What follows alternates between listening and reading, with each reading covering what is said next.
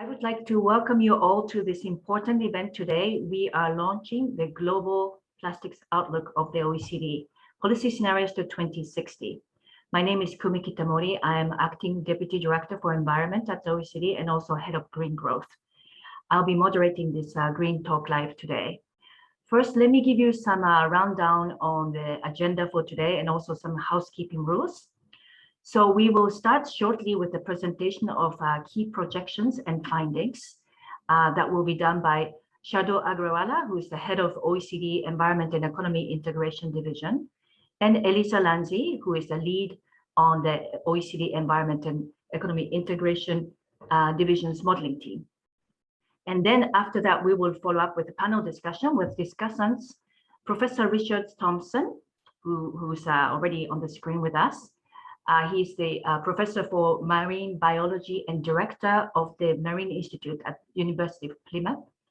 And also we are joined by Nina Shaw, who is the director for Resource Conservation and Sustainability Division of US Environmental Protection Agency, or EPA. The presentations will be followed by a Q&A session where you will have an opportunity to ask questions on this fascinating topic today. For the Q&A, some of the authors of the report will also join the panel a little bit later on to take on some of the maybe more technical questions that you may wish to pose. If you would like to ask a question, you may use the Zoom Q&A function that you will see at the bottom of the screen. I will then ask questions to our speakers during the Q&A sessions. A dedicated team from the OECD will also answer your questions in writing in the chat or Q&A function on the screen as well. So please keep your thoughts and make active use of the Q&A function. Now, I would like to give the floor first to Shardul Agrawala and Elisa Lanzi, who will present the key projections and policy simulations of the OECD Global Plastics Outlook.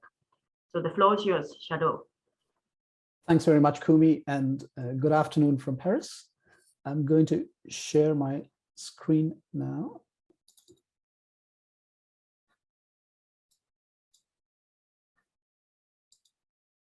I hope you can all see the screen. So this report that we are launching today is the second part of a two-volume set, both entitled The Global Plastics Outlook.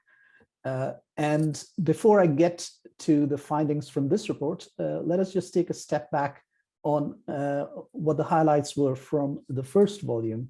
So this first volume was entitled Economic Drivers, Environmental Impacts and Policy Options. And it was a very comprehensive stocktake of the plastic situation as of now, or more specifically in the year 2019, although we also did a preliminary analysis of the impacts of the COVID pandemic on plastic use and waste generation. But this was the report which looked at the situation from when plastics use ramped up in earnest from the 1950s to 2019 and what the situation was. So some of the key highlights of the messages from this report, first of all, according to our findings, there was a 230-fold increase in plastics use between 1950 and 2019. In 2019, we used 460 million tons of plastic and generated 353 million tons of waste. And of this waste that we generated, about 22 million tons was leaking into the environment, our rivers, oceans, and also on land. And in addition to the leakage into the environment, the plastics life cycle is also closely intertwined with climate change. And the plastics life cycle was contributing 1.8 gigatons to global greenhouse gas emissions, which was 3.4% of the total. Now, these were the flows in 2019, but in addition to that, by 2019, the cumulative use of plastics and the amount that had leaked into the environment built up stocks of plastics in the environment, and our estimates suggest that 140 million tons of plastic had already accumulated in rivers and oceans. Now, since this report, before I come to what happened after the report, where this report ended was laying out a policy roadmap where countries, depending upon their circumstances, could set priorities for action. So at the most urgent level for countries which are faced with significant amount of plastic leakage, most of it macroplastic leakage, the first priority is to close the leakage pathways. And now this is an end of pipe type solution, but it's quite urgent. So there's a need to invest in waste collection and waste management infrastructure, but also put in place bans on frequently littered items to stop the littering from taking place. And these measures, at least the bans, have been undertaken in many countries. Investment in waste management infrastructure still remains an ongoing challenge, partly constrained by availability of financing. But if you move further upstream, we then need to create incentives for recycling and sorting at source. And this could be through instruments like extended producer responsibility schemes, taxes on landfilling and incineration, or instruments like deposit refund schemes and pay-as-you-throw schemes. But the real ambition, if we have to tackle this problem comprehensively, is to move even further upstream. And we need to do much more to restrain demand. And we also need to have better measures to design for plastic circularity. Now, bans and taxes on single-use plastics can play a role. We also need to remove fossil fuel subsidies, which incentivize primary plastics use. We need to clean up the plastics cycle because we cannot close the loop if it's not clean. Regulating hazardous substances is quite important. And of course, we need to impose recycled content standards and so on. So there's a whole spectrum of instruments that could be used. But this was the simple high-level roadmap that we had outlined for countries to move forward. Now, since this report was released in mid-February, a number of things have happened. First, there's been a dramatic increase in ambition at the international level to end plastic pollution. The landmark resolution at the resumed fifth session of the United Nations Environment Assembly has this as the goal, to end plastic pollution. And they have launched a process to negotiate an internationally legally binding instrument with that objective. A few weeks after the UNEA resolution, OECD environment ministers met in Paris, and they had a declaration on a resilient and healthy environment for all, where the signatories, which included OECD countries, but also some other countries, committed to adopting a comprehensive life cycle approach towards tackling plastic pollution. But on the one hand, we have this dramatic increase in ambition, but we've also faced some unprecedented headwinds since February. The geopolitical uncertainty with the war in Ukraine, supply chain disruptions, spikes in commodity prices, and so on. So on the one hand, the global agenda for international cooperation on plastics couldn't be stronger. And at the same time, the environment in which this cooperation needs to take place couldn't be more difficult. So then the question is, how do we deliver on this high global ambition in the face of such uncertainties? And this is the context for this second report that we are launching today, Policy Scenarios to 2060. It is charting out a view to the future, specifically to mid-2060, what would happen if we don't undertake more aggressive policy measures. And at the same time, we are also proposing policy packages to tackle the problem of plastic leakage into the environment and quantifying the costs. So we have scenarios for plastic use, waste, and leakage to the environment. We develop policy packages aimed at eliminating leakage. We also look at the synergies between policies to tackle plastic pollution and climate mitigation. And finally, we quantify the costs of policy packages at the global and regional level. And that's the outline of the presentation that Elisa and I are making today. So now, before I come to the findings, just a quick word on the modeling framework. The core of the modeling framework is the OECD's in-house dynamic computable general equilibrium model, ENV linkages. And what it does in this case is it quantifies first the economic and sectoral drivers of plastic use. That leads to projections of plastic use, and it's at a very high level of granularity in terms of sectors, regions, and at the level of 14 different polymers. these plastics are consumed in the economy with different applications, and these products have different lifespans. Some, like packaging, become waste in just a few months. Other uses of plastic, like in construction, can stay in the economy for decades. Taking those lifetimes into account, we then quantify how much of plastic waste is generated. And then we look at the fate of this plastic waste. Some of it is recycled, some of it is incinerated, some of it goes to sanitary landfills. And then you have the residual, which we call mismanaged waste, which is littered or dumped or burnt or leaks into our rivers and oceans. And so that is what we quantify at the end, the environmental impacts from plastics use and waste. So that's our framework, in a minute, basically. Now let me come to our findings. So I'll be talking about what happens under business as usual. So global plastic use, according to our projections, is on course to almost triple by 2060. We produced 460 million tons in 2019. And according to our projections, by 2060, it'll be 1.23 billion tons of plastics, which would be produced and used in the economy.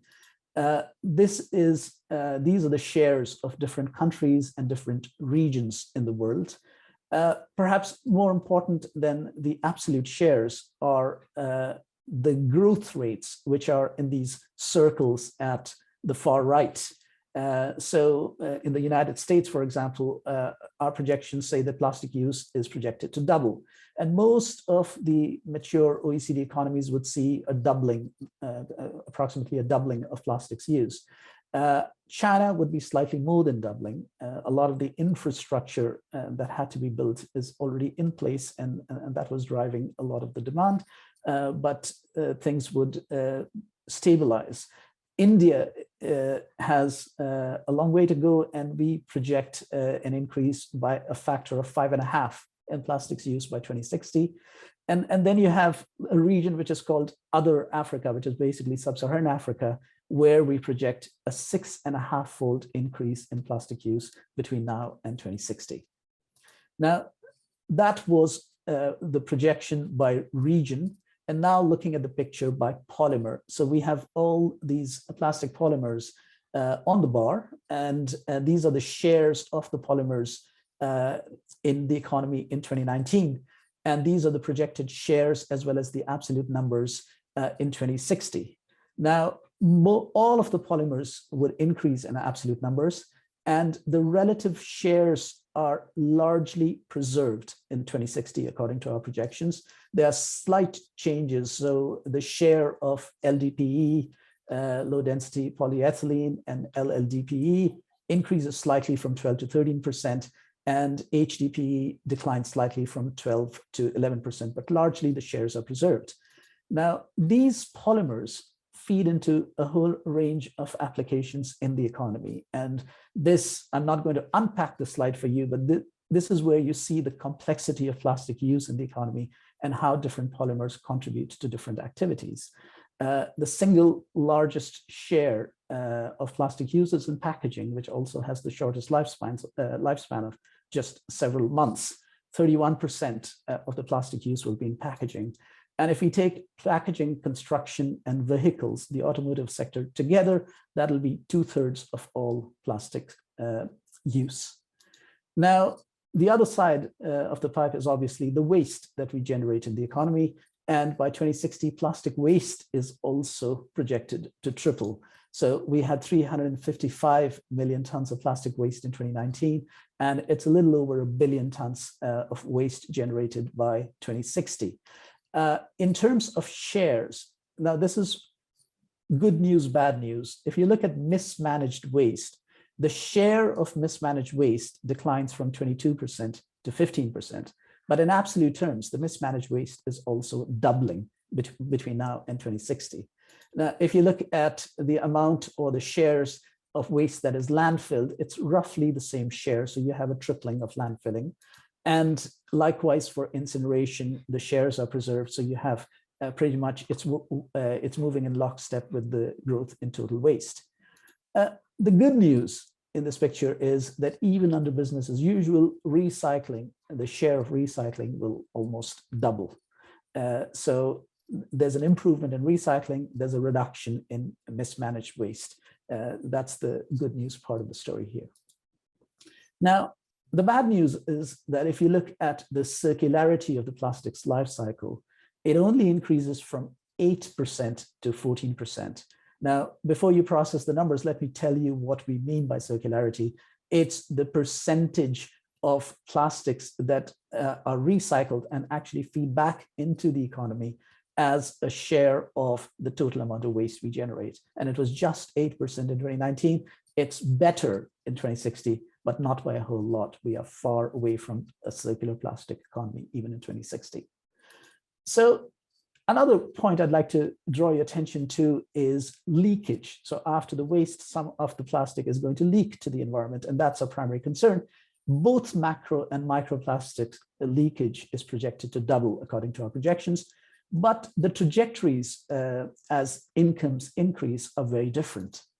So what we see for macroplastics is a Kuznets curve type of situation, where as incomes, per capita incomes rise in different parts of the world, what we have is initially plastic use will increase, but there's not enough investment in waste management infrastructure, and therefore leakage is going to increase. But after a certain rise in income, there's enough capacity in the society to invest in waste management, and also there's public pressure to act on it, and that leads to declining macroplastics leakage. And so that's, and this kind of Kuznets curve has been seen in air pollutants, for example. And it was very interesting for us to see that kind of a phenomena for the case of macroplastic leakage, but it does make perfect sense. In the case of microplastics, that is not the case. We see rapidly increasing microplastics leakage as a function of income, and there's a bit of saturation, but the trend continues. And that could be due to a number of factors. First, we don't have enough measures yet, and perhaps Professor Thompson might address that, to address microplastic leakage. Second, microplastic leakage is the invisible problem. It's less in your face than macroplastic leakage, and probably public pressure to act on it is also much less. And of course, microplastic leakage also comes from the breakdown of the stocks of macroplastics in the environment. So the accumulated stocks of macroplastics are also leading to a steady stream of microplastics, and that's contributing to the rising trend. Now, my final slide before I pass on to Elisa is posing this question: how far would we be in 2060 from zero plastic pollution? After all, the United Nations wants to end plastic pollution. And so it's worthwhile to pose this question under business as usual. And the simple answer is, it depends how you define plastic pollution. So if you take a very narrow definition, which is leakage of plastics to the environment, and this includes leakage to oceans, which is the marine litter problem, but also leakage to rivers and land, then in business as usual, we are leaking 44 million tons of plastics per year. Now, if we add to this mismanagement of plastics in dump sites and open pit burning, that's 115 million tons per year on top. If these were flows, now if we take the stocks of accumulated plastics in the environment, that's 500 million tons by 2060. And then if we look at greenhouse gas emissions, 4.3 gigatons per year. And then we have a whole range of other environmental impacts, including on land use, human toxicity, et cetera, which are projected to double according to our projections. So plastic pollution is really a much bigger problem than marine litter. It certainly includes litter in rivers, on land, but also all these other dimensions, which are increasing at an alarming rate unless we take more ambitious policies. And to discuss how we model the policy action, let me now pass the floor to Elisa. Thanks very much. So Shardul will present us an overview of the outcomes in the case of a baseline scenario in which there wouldn't be any additional policies to bend the plastic curves, whereas I'll focus on our policy packages, which are explicitly targeting reducing the environmental impacts of plastics. So we consider two main policy packages with different visions of what might happen in the future. The first package, which we refer to as regional action, starts from the present situation. So it looks at the current circumstances and policy landscapes, and then focuses on how countries can achieve better environmental outcomes. And then they do that with gradually increasing stringency of the policy measures that are currently in place. In the second policy scenario, the global ambition scenario, we instead start from the end goal. So the global goal of eliminating leakage. In this case, the question is, how do we get there? And the policy package focuses on coordinated policy action aimed to reduce, eliminate plastic leakage. So these are the two scenarios that we'll be presenting with the two different visions. Both policy packages target the entire plastics life cycle, from production and conversion of plastics to plastics use, and then the waste that's been produced, and the shares of the different end of lives of waste, so mismanaged, landfill, incinerated, and recycled. We divide the policy package in three parts, which actually follow the policy roadmap that Shardul presented in the initial slides. And we start with policies that aim to restrain plastics demand and enhance circularity. These are mostly fiscal instruments, which aim to restrain plastics use. So we include a packaging tax and then differentiate a tax on non-packaging items as they don't have the same environmental impacts. And then we include also eco-design for durability and repairability. In the second part of the policy package, we include policy instruments that aim to enhance recycling. Here we include investments that aim to enhance recycling through improved waste management systems, a recycled content target, and extended producer responsibility for packaging, electronics, motor vehicles, and clothing. And then in the last part of the policy package, we focus on closing leakage pathways, which is done through investments to improve plastics waste collection and improve litter collection. Now, as I said, we're taking into account two policy packages. They have the same setup, but we differentiate the level of ambition. To provide a couple of examples, when we look at the packaging tax, in the regional action, we start with a high level for the EU, which has a $1,000 per ton by 2030. The same level would then be achieved for the rest of the OECD countries by 2040. And then by 2060 for non-OECD countries. Whereas in the global ambition scenarios, we have an increasing level to $1,000 per ton by 2030, and then a higher increase to $2,000 per ton by 2060. All of this is at global level, so without the differentiation between OECD and non-OECD countries. Similarly, for the recycled content target, in the regional action scenario, we have an OECD target of 40% by 2060 and a non-OECD target of 20% by 2060. Whereas in the global ambition scenario, all countries aim to at 40% by 2060. So given that setup, I'll now walk you through the main results. And what we find overall is that combining policies that target different life cycle stages can drastically reduce plastics leakage. So starting from the 2019 numbers that are from in the gray bars, as Shardul has outlined, we'll find an increase in plastics use, waste, and then mismanaged plastics waste and leakage. But that can be restrained when we put policies in place. And with regional action, we would have lower plastics use and waste by about 17% compared to the baseline scenario. And then we would also have a substantial reduction in mismanaged plastics waste and plastics leakage. These go down by 62% for mismanaged plastics waste and 55% for plastics leakage. However, that's not enough to completely eliminate or almost eliminate plastics leakage to the environment. When we instead look at the global action scenario, we see that we can further reduce plastics use and waste, but above all, achieve much stronger reductions of mismanaged plastics waste, which goes down by 96%. So it's almost completely eliminated. And plastics leakage, which goes down by 85% with respect to the baseline scenario. Basically, the leakage that's left is the one that we cannot reduce with improved waste management. So that's, for instance, littering and microplastics, which partially comes from the macroplastic that already is in the environment. So when we look at the results of this policy package, we can see that there are some reductions in plastics use and waste, but really the big difference is made in the reductions that in mismanaged plastics waste and plastics leakage, because with improved waste management systems, that's the aim, that's what we aim to reduce.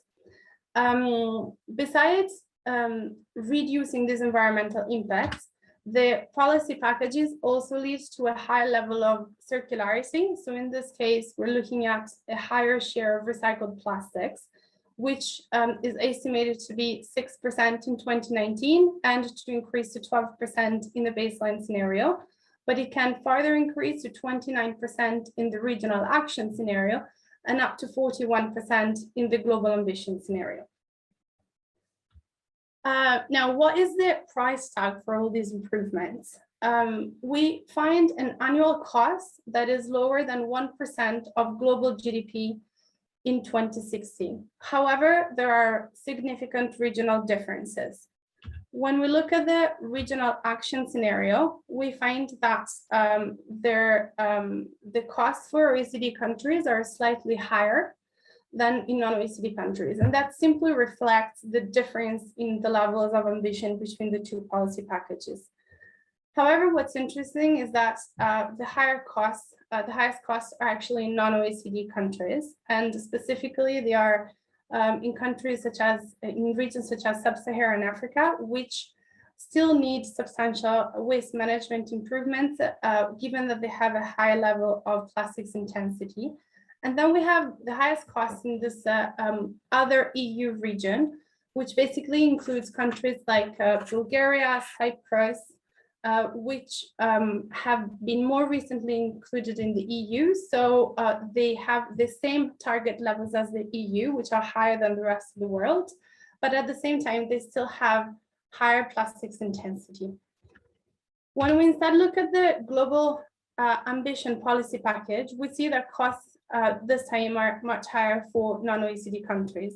And in particular, they're higher for developing areas of the world, such as Sub-Saharan Africa, but also some other Asian countries and Eurasian regions. And this is due to the fact that here we have much higher ambition levels, and at the same time, these are regions which have higher plastics intensity. This highlights the fact that these regions might need support in the way to achieve such ambitious targets.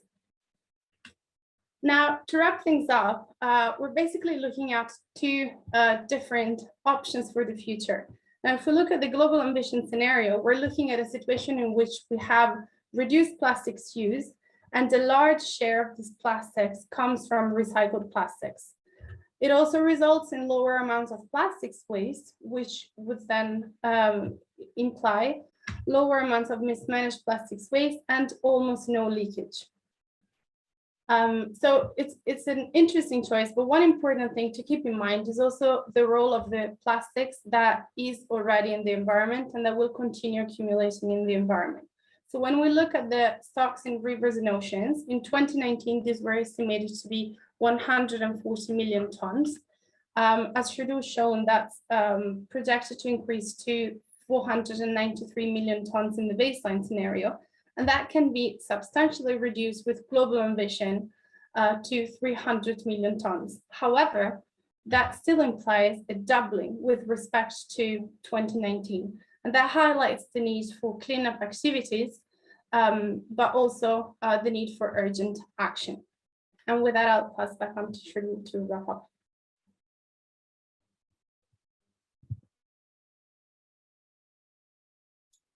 Thanks, Elisa. So just a few takeaways, both from this report, but also taking an integrated view from both volumes of the Plastics Outlook that are now have been presented. I think the first point, building on what Elisa just presented, plastic leakage to the environment can be drastically reduced, even close to eliminated, and at modest costs overall. But there are a few caveats to that finding.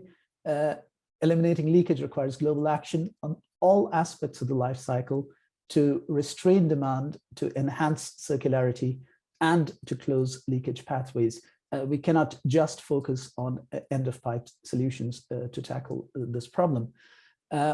Another caveat is that while the costs are modest overall, the costs as a share of GDP will be higher for many developing countries.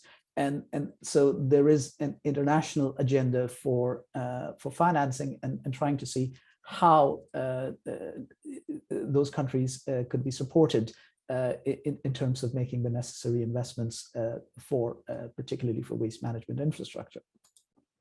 Now, another point, which again, Elisa just mentioned, is that even under these ambitious policies, we are close to eliminating plastic leakage. The stocks of accumulated plastics in rivers and oceans will still double even under the global ambition scenario. So we need flanking efforts to tackle cleanup as well. And that poses a whole set of other issues. First, there is no silver bullet on cleaning up stocks of existing plastics. Where do we draw the line? I mean, if you have plastics, for example, buried in riverbeds, do they need to be dredged up and removed? So, I mean, there's a whole set of questions around cleanup which need to be confronted and meaningfully addressed. And then I'd like to just conclude with two broad observations coming from both contributions that the OECD has made in this global plastic outlook. First, I think we should not take this plastics problem in the aggregate. We need a lot more granularity, looking at different applications, different regions of the world, different polymers, different stages of the life cycle. And this is one contribution we've tried to make with this outlook, to unpack this a lot more so that better policies could be designed to address this problem in its full complexity. But at the same time, while we take a deeper dive within plastics, I would also argue that we need to take a much broader locus of the problem of plastics pollution. Over the past decade, I mean, plastics have risen really rapidly on the international policy agenda. And the driver has been marine litter and the concern about oceans. And that is an important environmental problem. And there's going to be an oceans conference next week. But as our findings show, that is one part of a much bigger problem. We have stocks and leakage of plastics in rivers, which are huge. We have open pit burning. We have litter on land. We have links to air pollution, links to climate change, links to toxicity, changes in land use. And it's the entire spectrum of environmental challenges linked to plastics that policymakers ultimately need to get a better handle on and confront. So that would be my final message coming out of the Global Plastics Outlook. Before I hand it back to Kumi, let me acknowledge first my team and my colleagues who've worked on both these volumes, and it's been a tremendous work between the modeling team and the circular economy experts, and some of the leading experts on plastics around the world who have worked with us, especially on modeling waste, modeling leakage, and the environmental consequences. And the list is too long for me to read their names, but a huge thanks to all these experts without whom we could not have delivered these two reports. So with that, thank you very much for your attention, and I pass the floor back to Kumi. Well, thank you so much, Shadu and Elisa, for your presentation. Very, very interesting. Now, I would like to give the floor to Professor Richard Thompson from University of Plymouth, who is one of the world's leading experts on plastics and whose seminal work has been very influential to deepen our understanding on the impact of plastics. So Professor Thompson, or may I call you Richard? Floor is yours.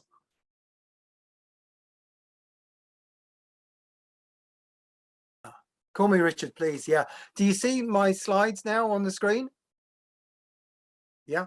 Okay, great. Well, thank you very much. I mean, I come to this from a perspective of a marine biologist, but actually the way that you've presented it, Aliza and Shardul, is absolutely the way I would see it today. And that's changed over the 25 years I've been working on this topic. I think it is the issue in the sea that's focused attention, but I'd argue that the plastics in the ocean are really just a symptom of the problem. And what this report does really nicely is it pulls out the underlying causes of the problem rather than focusing on the symptoms, which are accumulation in the ocean. So it's really, really, really welcome to see this focus on events that occur on land, not in the ocean. Those are the drivers for the pollution. And of course, it's in rivers and it's in lakes and it's in streams and it's in terrestrial environments as well. But I think the report really nicely pulls in the underlying drivers. I think it's important, and you draw on this too, to recognize that plastic debris is an incredibly diverse, incredibly heterogeneous range of different types of contaminant from different sources. Spanning orders of magnitude in size, and you touch on the kind of the split between the micro and the macro, if you like, but there are even larger items and there are even smaller items. And I think as I see it, it's part of a continuum. And although it's useful to look at, well, what's happening for micro and what's happening for macro, as you've alluded to, they're all part of this same picture, because the big items are progressively breaking down into the smaller pieces. And so although it's useful to look at projections, separate them, at the same time the macro will eventually result in the micro. And so sometimes, you know, trying to disentangle them can help, and other times it's better to think about it all together. But it's an incredibly heterogeneous mix. I'm really pleased that the focus is on solutions and trying to improve how we focus our efforts, where we would get the best return, if you like, on investment in terms of solutions. And I think this is something that's changed again over the last 15 years or so. You know, historically, most of the reports on the topic were focused on the harm, and you'd see that particularly associated with MSFD and its desire that the quantities of plastic in the environment wouldn't cause harm. I think we've moved from that stage of having to document and evidence harm to a general acceptance that there is harm, and so therefore what do you do about it? And of course there are, you know, there are unknowns, there are I's and T's that need dotted about harm, but I really welcome the focus here on solutions, because that, you know, is really where we need to put our effort, I think, now, much more so than counting the litter at sea or evidencing the toxicology. It's a focus on solutions. I think it's really important, and I know the OECD realize this, but for the wider audience, to recognize that plastics aren't necessarily the enemy here, that if used responsibly, plastics have got the potential to reduce our human footprint on the planet. And you only need to think of lightweight parts in cars and aeroplanes, or packaging that actually extends the life of food and drink and reduces food waste. It's all too easy to think that the answer to this is in eliminating plastic from our lives. And of course, that is going to create a range of other unintended consequences. So again, I really welcome this report allowing us to focus, if you like, on how to get the benefits, perhaps without these side effects that have been realized through a lack of thought. I'd argue a lack of thought at the design stage about end of life, about satisfactory end of life for plastic products.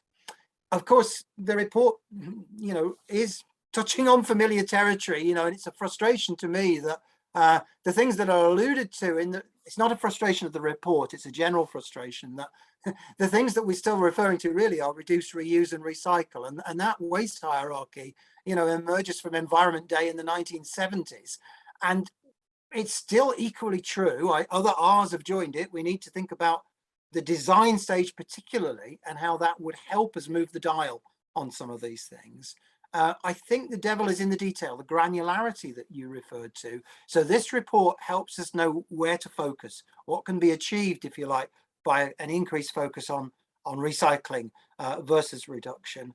But I think where the challenge is really coming in policy circles and industrial circles is, you know, which are the products that actually I need to design for circularity via recycling. Which are the products where actually we could use less plastics, and it's about reduction?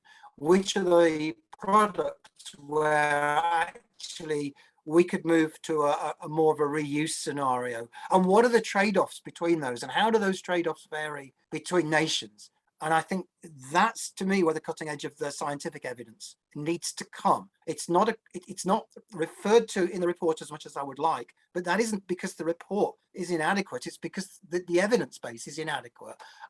What would be useful in the discussion that follows in a minute would be to hear a little bit more about what the audience think are the critical bits of evidence that are missing to help them move the dial and to really work out, which applications do we apply which strategy. And I can't stress enough, I think, here the importance of redesign. You made the point that recycling was only going to achieve a small proportion of success. I'd welcome your comments on this, but many of the scenarios that I see relating to recycling are based on business as usual in terms of the plastics that are entering the recycling stream. And I think a lot more can probably be achieved by making sure that we're maximizing the design of plastic products to increase their circularity. And I'm interested to hear comments on that too, because I think, again, we need to improve the evidence base of how some of these dials could be altered by increased thinking right from the design stage about end of life. You could think of the microbeads in cosmetics and think, well, that's something we should ban. But what about the plastic lemonade bottles in the previous picture? Probably plastic's a good material to do the job, but then we need to design those bottles for circularity. And the liberty of just hopping back one click, those two bottles on the right in the middle, the blue and the orange one, are made of a highly recyclable polymer, but the recyclers won't like them because they've got colorings included, which will halve the economic value. It's a simple design fix, and yet why aren't we embracing it? So it's got to start from the design stage, I would say. And I think we also need to consider modeling scenarios that look at different design stage interventions. But what's missing is the granularity of the evidence. So in summary, I would say where we are currently, and it's important to recognize this change over the last 15 or 20 years, is that there is now, I would agree, a broad consensus that the current situation is bad. It's problematic. Public policy and industry are agreed. Of course, we might differ on absolute numbers and quantities of plastics or number of marine mammals harmed, but I think it's a problem. Where I believe we're missing the environmental science evidence and the social science evidence is around which particular solution to apply in which context. And you touched on cleanup, and of course it matters, but I'm actually not so worried about that at the moment, because I think unless we focus most of the resource, and if there was a rich philanthropist in the call listening, I'd say invest most of your money at the moment in those measures to move the dial towards less escape to the oceans. And as we move the dial, then we can increase the spend on cleanup. It is part of the problem, but unless we really tackle the escape to the oceans, we're not going to really get on top of the problem. So reliable evidence is going to be important. And if we've got that to underpin this report, the detail that's needed, that can drive us to what I believe is a better norm. And on my very last slide, what is that evidence? From my perspective as an academic researcher, and I know others in this call, I'm really keen to know what the priorities are. We've got a side event at the Oceans Conference in Lisbon next week on Tuesday at 4 o'clock, where I'm really keen to focus down on what are those key evidence needs.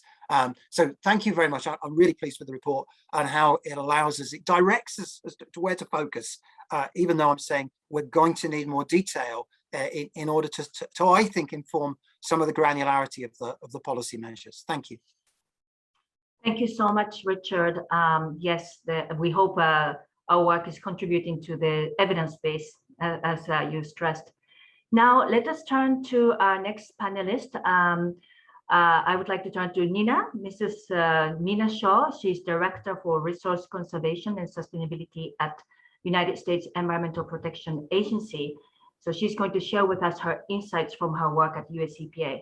So Nina, the floor, or rather the screen is yours. Go ahead. Wonderful. Thank you so much to Kumi and Professor Thompson, as well as Shardul and Elisa for the presentations that have come today. I think this is such an incredibly important topic and useful conversation that we're having. The complexity of this is great. But as we think about it from the US EPA perspective, the current linear approach to using plastics is unsustainable, as we've all sort of pointed out and realized. Millions of tons of plastics end up in terrestrial and aquatic environments every year. The United States has approximately a 32% recycling rate for municipal solid waste. And while we have been recycling for decades, the recycling rate has really stagnated and hasn't increased really due to a number of factors. Some recycling infrastructure does not match today's waste stream. Our waste stream has changed and evolved, and the infrastructure to sort and process the materials has not kept up with these changes. In addition, domestic markets for recycled plastics are not sufficient for the waste stream that we generate, not to mention the supply chain issues that COVID has presented, as well as the different international policies that have impacted trade. It can also be difficult for consumers to understand what plastic products can be recycled, which causes contamination and reduced recycling. We also know that recycling is not enough to build a circular economy for all, and it is not enough to reduce plastics entering the environment. Plastics are being produced at exponential rates, including single-use, unnecessary, and frequently littered plastic products, as the presentations have demonstrated, and our infrastructure does not sufficiently support reuse opportunities, and existing infrastructure allows waste to escape too easily. Given the rising challenges and the face of and the issues with recycling, and in response to the growing local, national, and international concerns over plastic pollution in our waterways, the US government has taken a number of steps. In 2020, EPA established a national recycling goal to increase the recycling rate to 50% by 2030. In addition, in the same year, the Save Our Seas 2.0 Act was signed into law, which has three main parts. First, by strengthening the United States domestic marine debris response capability with a Marine Debris Foundation, a Genius Prize for Innovation, and a new research to tackle the issue was included. In addition, there was an enhancement to global engagement to combat marine debris through formalizing US policy on international cooperation, enhancing outreach to other countries, and exploring the potential for a new international agreement on the challenge. And lastly, it included an effort to improve domestic infrastructure to prevent marine debris. As part of this effort to improve domestic infrastructure, it charged EPA with developing a strategy to improve post-consumer materials management infrastructure and water infrastructure. So in response to this charge, EPA is developing a series of strategies to build a circular economy for all. The National Recycling Strategy, part one of the series, was established and published in November of 2021 and focuses on enhancing and advancing the national municipal solid waste recycling system. However, we know it's not enough, and the Save Our Seas Act asked for another strategy, which we're calling the National Strategy for Reducing Plastic and Other Waste in Waterways and Oceans. It is currently being developed and identifies actions that all US stakeholders can implement to reduce, reuse, collect, and capture plastic waste, to control plastic pollution and its environmental and public health impacts. To support implementation of these strategies, the Save Our Seas Act, along with funding provided by the bipartisan infrastructure law that was passed in November of 21, provides funding for not only increasing and improving our infrastructure, $55 million a year for 5 years, so $275 million, which is amazing and historic on many levels, but it also includes $15 million or $75 million for public education and outreach on waste prevention and recycling. And as we think about sort of the foundation that we're setting and the new legislation that we have, this report is really helpful to the United States in a number of key ways. We're using the Global Plastics Outlook to help us understand how the United States fits into a global plastics economy. And it tells us how much plastic waste is generated, where it is generated, and what countries are doing to address plastic pollution. The Global Plastics Outlook also serves as an objective perspective on the magnitude of the challenges we face from plastics across their life cycle, from greenhouse gas emissions to plastic pollution. The Global Plastics Outlook identifies opportunities to address these challenges, as Elisa has just pointed out, in a very comprehensive and global perspective. This report will serve as a helpful foundation and resource for countries to utilize in UNEA's Intergovernmental Negotiating Committee treaty process that was also mentioned earlier. The data and scenarios provide context to the extent of the problem and will help inform effective policy interventions to address the issue. Thank you so much for your time and attention. Thank you to the OECD for this amazing report, and we look forward to working with you and hopefully making progress on this just really critically important issue. Thank you. Thank you very much, Nina, for sharing the US experience. And OECD will be conducting an environmental performance review of the United States very soon, and then hopefully some of these new initiatives can be reflected there to be shared with other countries as good practices. Fantastic. So now we have come to Q&A, and I know the questions are coming in, but I also would like to pose some questions myself, if that's okay. Maybe first I go to Shadul. What's new and different about this Global Plastics Outlook compared to other recent studies examining the consequences of growing plastic use and waste generation? Right. Thanks, Kumi, for that question. As you said, I mean, projections of plastic use and waste generation are not new.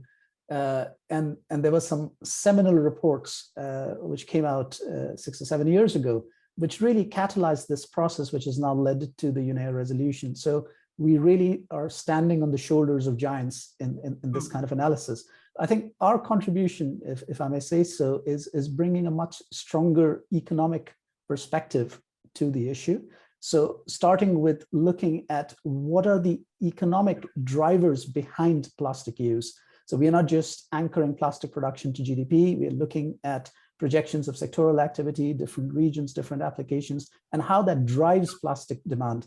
We need to understand those mechanisms if we have to solve this problem, because as Professor Thompson also said, we should not be focusing on the symptoms, we should be going to the causes, and the economic drivers are really underlying many of the causes which ultimately result in leakage to the environment. So that's one key contribution. And likewise, when we are looking at policy packages that Elisa outlined, where again, those packages are very economically grounded. So there have been some studies which have looked at the impact of policies, but they have assumed the outcome that imagine this policy leads to this benefit, or they have relied on expert judgment. So in this case, we are actually feeding the mechanisms like the packaging tax and so on into our modeling framework. It changes the relative prices of secondary versus primary plastics. That leads to a whole range of adjustments in the economy, and you can see how demand patterns shift and what the cost is and so on. So those are some of the contributions in the modeling framework. But if just going back to the first volume that we put out a couple of months ago, that's really a very comprehensive picture of the plastics life cycle globally at a very high degree of granularity. I mean, 14 polymer types, a whole range of applications and so on.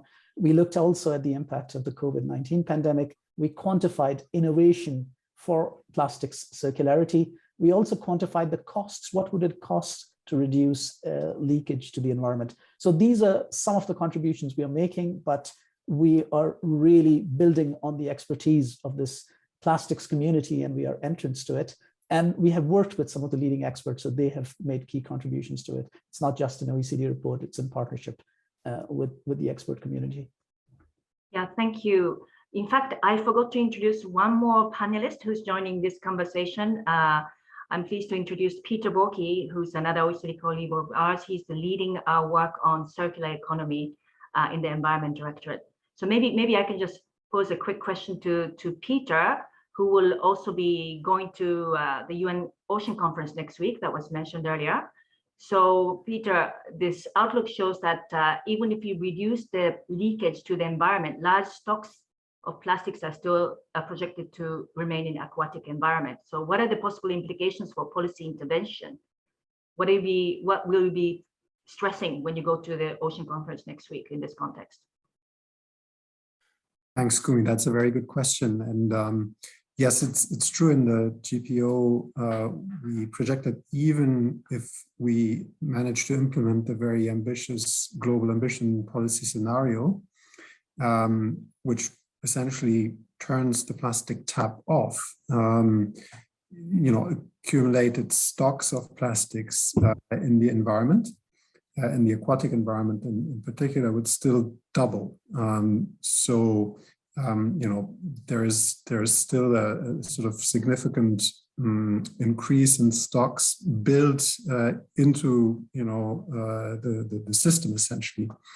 So I think what this does is, first of all, highlighting how urgent ambitious policy measures are needed to address the plastics issue, because the rate of accumulation that is already locked in the system is very high.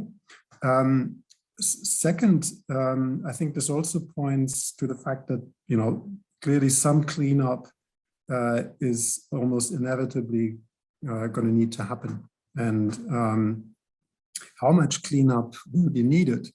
I think needed or feasible or even desirable. I think that is basically still a very open question when I look at the literature. At least that's the impression that I get, and maybe Richard may want to comment on that.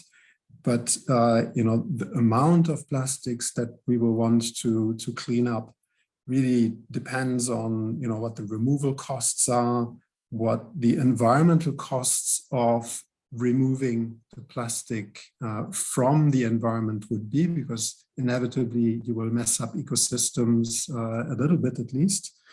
And then how those costs compare to the environmental benefits that you generate by removing plastic. So I think here, I think our view is that governments really need to support a research agenda to, produce much more knowledge in this area and guide cleanup efforts where they are most needed and most effective. Okay, thank you. Maybe I can turn now to Richard. So you're the leading expert on mega, macro, micro, and nanoplastics, as we've seen from the screen. And our projections show for OECD, we only looked at macro and microplastics. But what are the recommendations that you would have on curbing microplastics that will be growing together with economic growth, according to our projections? So, and you've highlighted this, that, of course, there are direct inputs to the environment of very small pieces that are already in the microplastic size range. But the biggest source of microplastics is the fragmentation of larger items. So I'd argue that the measures that you're talking about here to address the larger items are going to simultaneously solve some of the issues to do with the accumulation over time of microplastics. We can't that doesn't address the legacy problem of the plastics that are already in the oceans, but it's back to my point about, at this current point in time, I think the priority for investment and action is still on turning off the tap. And I think there's a worry. Of course, I want to clean up the oceans. Don't misunderstand me. As a marine biologist, that's really important. But I think it could be a distraction of our focus. For every quarter turn we can make towards turning off that tap, there will be less of a cleanup problem for our children and our children's children. And I think that also buys us a little bit of time to look at some of the trade-offs that Peter was talking about. How do we compare between one method of cleanup and another? So I think, my main strategy is focusing on turning off the tap for the large. If we think specifically about the plastics that are entering the environment small, then I think that the place to tackle those is from the design stage. And you could give you two examples: the microbeads in cosmetics well, we've seen legislation on those in many countries. I'd argue, did we need them in the first place? I mean, I haven't seen many or heard many consumer groups complaining that their cosmetics now don't contain millions of pieces of plastic. You know, the patent for those, the use of those small bits of plastic was filed 60 odd years ago. So that hints to me to the extended producer responsibility right from the design stage. But then I think about the particles from wear, from wearing of clothing, for example. And I think that some fibers, it's going to be inevitable, there will be some release. But if we compare different garments that are currently on sale in a high street fashion store, you know, our own research shows up to a 5-fold difference between washing, you know, fleece type A and fleece type B. And what that strongly indicates is that, once again, there are things that can be solved from the design stage. We won't eliminate that shedding and the microfiber release, but it clearly to me is where we should put our effort, probably above, you know, trying to catch them in wastewater treatment and trying to catch them with filters in domestic washing machines, because most of the global population don't have the benefits of those things, but solutions from the design stage. So my overarching point, I think, whether it's small, medium or large, is that actually a lot of this could have been seen off from the design stage, and that's a key part of the focus. Whether it's designed for recyclability or designed to minimize emissions of microplastics, we've got to start factoring that in at the design stage. But when I speak to product designers, they say end of life has never been in my brief. Yeah, thank you so much. So again, you know, design from the beginning, that's part of closing the tap. Let me turn now to Nina, if I may. So you were speaking earlier about the national recycling strategy in the United States to address plastics. I understand there's also a growing momentum in the US on the extended producer responsibility. So maybe you can tell us a little bit more about this specifically. Sure.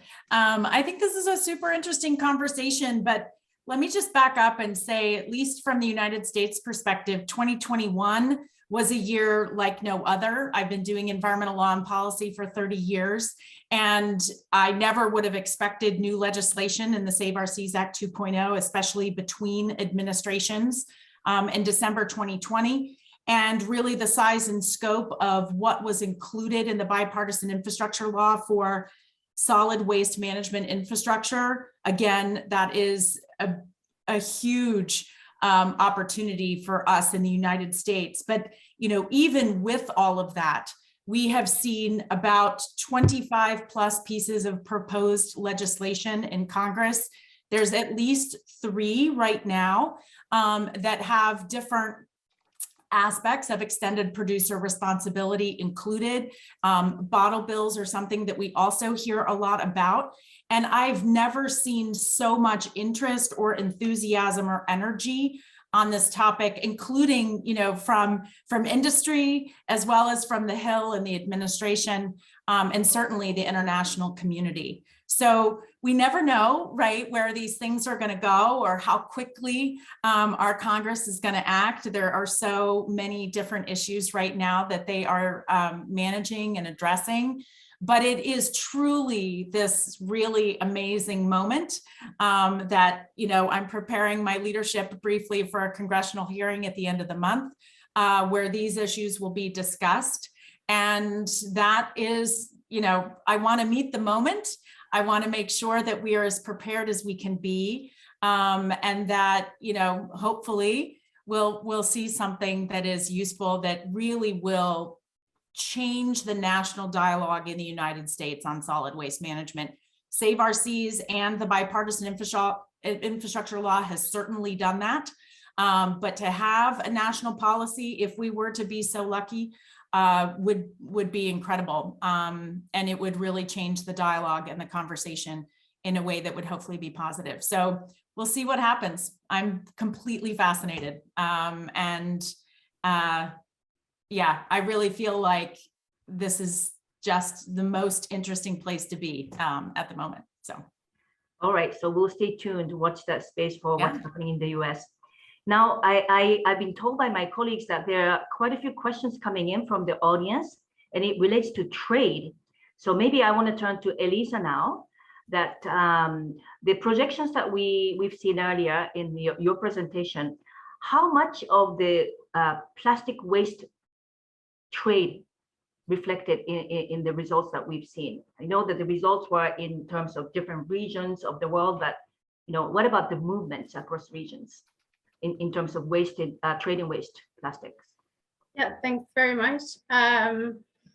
So the modeling setup does take into account trade. First of all, trade in goods. So production and consumption do not necessarily take place in the same regions, but we also reallocate waste according to the data we found in terms of trading plastics waste. So that's taken into account in the modeling setup. Furthermore, because we know that this is a very sensitive and interesting topic, we also present alternative scenarios on trade, going into opposite directions. One in which we would be eliminating trading plastics waste, and one in which instead we could go to a pre-Basel discussion situation. What we find is that this does make a bit of a difference in the results, but it's still quite limited because the amounts of plastics that are currently traded are not very high. I wonder if Peter wants to add anything on trade, as there were a couple more questions. Thanks, Elisa. Yeah, maybe just to say that trade in plastic waste has actually decreased over recent years quite significantly. So they currently only account for roughly 2% of global plastic waste generation. So, then as a consequence, of course, the amount of, traded plastic waste that can be mismanaged and ultimately leak into the environment is probably equally relatively small. And if, the early trends that we have seen since, the amendments, the plastic amendments to the Basel Convention came into force, then, and which really restricts what can be, what plastic waste can be traded between developed and less developed countries, then it might be that we're on the right path already. Thank you so much. Well, we still have a little bit of time, so maybe very short answers from maybe we can do a couple of more questions. Richard, we have a question from a participant audience. Maybe we don't know enough about the health implications of plastic pollutions. Can you give us a quick commentary on that? And then after that, I want to squeeze in maybe one more question before we close. Sure. I mean, it's true. We don't know a lot about some of the health implications. And of course, it depends a little bit what aspect you're talking about. I mean, is it human health and well-being related to the sort of psychological issues of plastic in the marine environment? Is it bits of small plastic entering our bloodstream or our lungs? Or is it the chemical leachates from the plastic? But I think the key thing we would need to work out is what's the critical missing piece of information that in any of that's holding us back from policy towards solutions?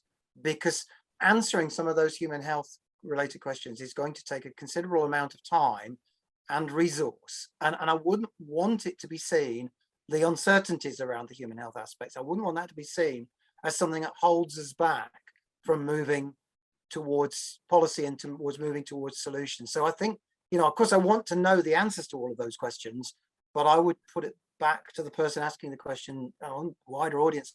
Which of those things are actually holding us back from moving towards solution? Is not the evidence about economic harm, the evidence we've got about effects on human health and well-being and the effects of damage on wildlife sufficient?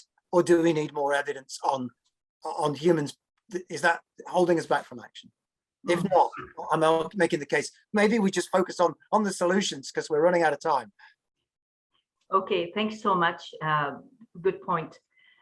Maybe one last one to Nina, if I may. So you talked about this unprecedented funding allocation in the US, very exciting.